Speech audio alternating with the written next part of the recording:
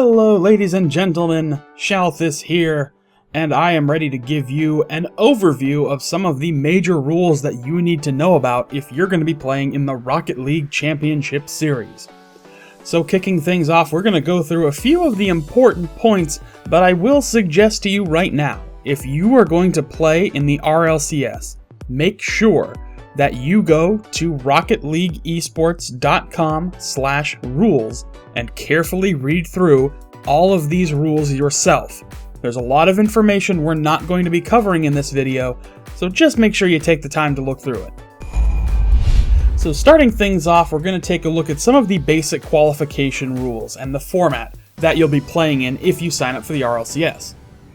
The first part of each qualifier will be the Online Open, and this is a massive, utterly massive, double elimination best of 3 bracket. Basically, you'll be playing a best of 3 set against a number of different teams, but if you lose 2 of those games, then you are eliminated. You will have a second chance to try to participate further in the RLCS if you sign up for the second qualifier event, but if you lose there, you're done for the season.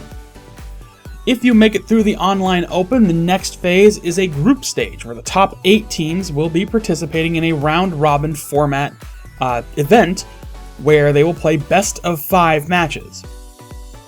Now, if you make it to the group stage, you will be earning points for how well you've played, how many wins you have, which teams you've beaten, and so on. And we'll take a look at the points distribution in just a little bit. If you make it through the group stage, you will then move to an online finals. And the online finals will include a best of 7 format with a 3rd place match. Now, if you finish in the top 2 of the qualifiers, at least of the first qualifier, you'll automatically qualify for the group stage of qualifier 2, so you won't have to go through the entire bracket again. Otherwise, you'll have to sign up and participate in the entire qualifier. These are the point distribution totals for your placement in the qualifying rounds. As you can see, qualifier 2 is worth more points, so it's incentive if you don't do well in the first qualifier to play in the second one. Now, some teams, if you happen to win the first qualifier, should have enough points in order to advance to the online final, or the overall final. But just make sure that if you do finish in top 2, you play in qualifier 2, get as many points as you can, and secure your spot in the live event final, which we'll talk about in just a little bit. Now, there will be some situations potentially where there are tiebreakers that are required to deal with, and in these tiebreaker scenarios, there are a few important rules to consider. When it only is between 2 teams, the tiebreaker is pretty easy. Whoever won the head-to-head gets the advantage. If there are 3 or more teams that are still tied at the end of the group stage, then the first thing they're going to look at is head-to-head total wins between those teams. If they still have a tie, then they'll look at goal differential. Then, total goals scored. If they're still tied, then they're going to apply those same criteria to the next closest ranked team that's not tied. If they still can't get anything out of it, then it comes down to a random drawing to determine the top 8 teams. So tiebreaker is pretty self-explanatory in this regard. Now we go to the live finals. So the top 4 teams in North America and the top 4 teams in Europe, as they make it through the qualifiers, will be invited to participate in a live grand final event. It will start with 2 4-team round-robin groups in a best-of-5 format. So you will play against your 3 opponents in best-of-5 matches, and the top 2 teams from each group will then move into a best-of-7 single-elimination bracket. And from here, you will simply play through the bracket. The winners will play in a best-of-7 final, and that will decide who wins the big prize of the RLCS. Now, an important note. There is specific eligibility for the RLCS, and it depends on where in your region you live. Take a look at this list that's on the screen right now, and go through whichever region you're in and make sure that you live in a qualifying country. There are no further specific qualifications beyond what's on this list, but if you want to make absolutely sure, just double check the rules directly on the Rocket League Esports webpage, which again is rocketleagueesports.com/rules. check that out and make sure that you actually qualify depending on where you live. So if you want to take extra time to read this, go ahead and hit the pause button. Otherwise, we'll move on to the next bit of info. There are age requirements for the RLCS, and this kicked off a little bit of a controversy, but the way it works is you have to be at least 15 years old by April 1st of 2016 in order to qualify. If you are under the legal age in your jurisdiction, and that means you'd be considered a minor, so for example, in the United States, typically the legal age is 18. Anything under that is considered a minor. You must have the permission of your parent or guardian to participate in the RLCS. Should you make it to the live event finals, you must be accompanied by a legal or guardian or a parent, and they may be requiring some additional proof of consent if you make it to the group stage or the live finals. So make sure your parent or guardian is approving of you participating in the RLCS. When it comes to registration, it's very simple. Go to rocketleagueesports.com/register and fill out the form. Now there is a specific couple of rules that you need to know about when you register for your team. First things first, make sure that you are the first person, therefore the captain, to register for your team. When you do that, you'll receive 2 emails, one to verify your email address, and 2 that will provide you with a link that you can send to your teammates. Your teammates are going to use that link that you provide them to sign up for the RLCS. That way you'll all be joined together as one team. You can register with up to 5 different players, so you have 2 substitutions available to you. And if you lose in Qualifier 1 before you accumulate any points, you can re-register for Qualifier 2, and you can do so either as the same team that you registered at Qualifier 1 with, or a completely different team. Doesn't matter. But if you earn any points at all, it is in your best interest to stay together and continue to operate so you retain all of your points. The only other point of information that I can tell you is that you must all be within the same region in order to play in the RLCS.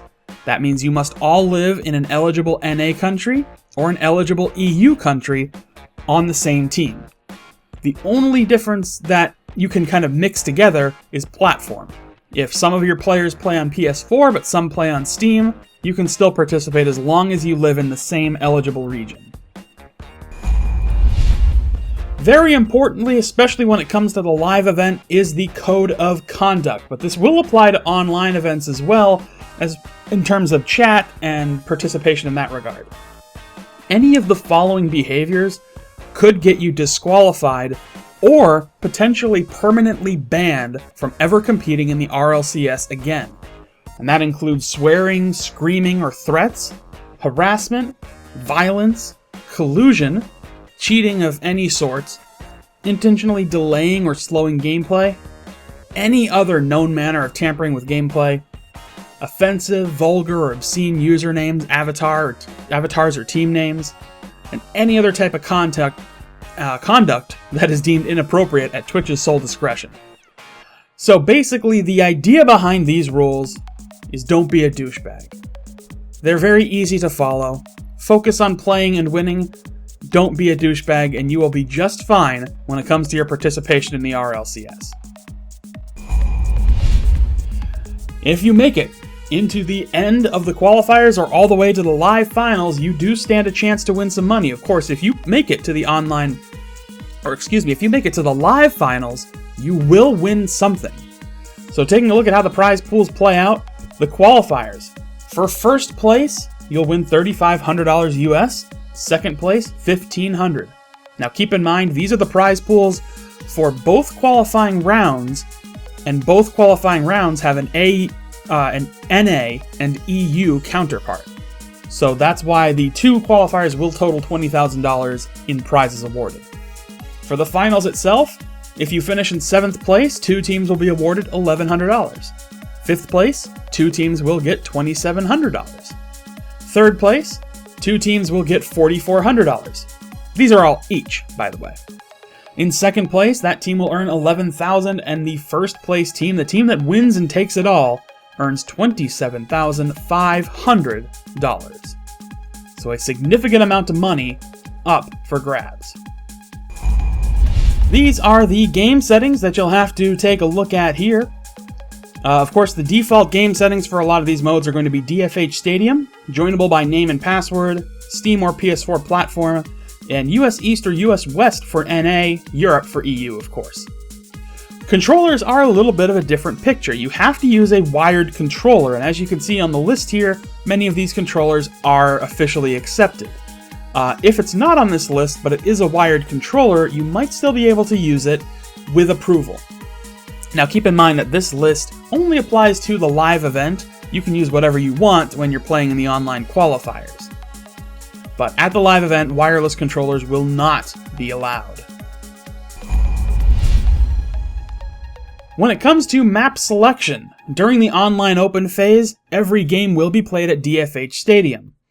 During the group stage, however, that's when map picks start to become a factor. Each of the team captains will be able to ban one map from the map pool from being chosen during the set.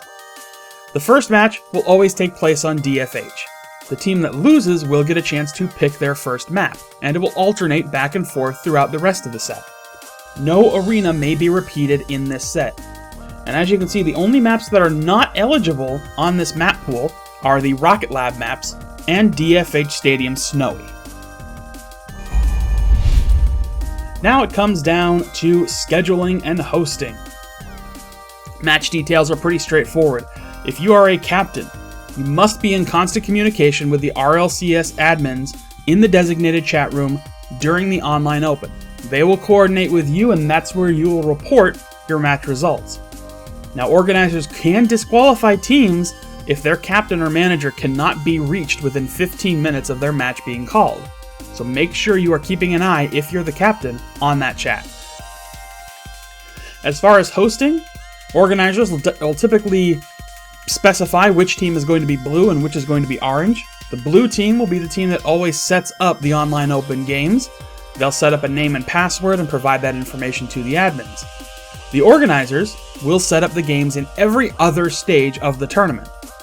Now, you do have the option between matches to request a server rehost if you're having any connectivity issues. Now again, team captains must be the ones who report their wins in the designated chat. The losing team captain has to confirm that result, and it's in your best interest to take screenshots or save the replays of any game you play in, just to make sure there's no disputes possible. If you want to broadcast your game, you can do so. You have to stream the game on Twitch if you choose to stream it, and sometimes your matches may be chosen to be broadcast on the official RLCS channel.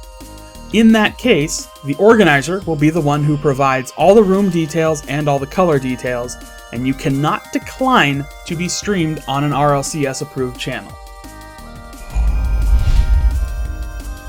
That is the rules. That's the gist of it. Make sure to visit RocketLeagueEsports.com/rules to get a full picture and all the details about what you're in for if you play in the RLCS. When you've got what you need, go to RocketLeagueEsports.com/register and sign up with your team. Thank you all so much for watching, and I will see you next time.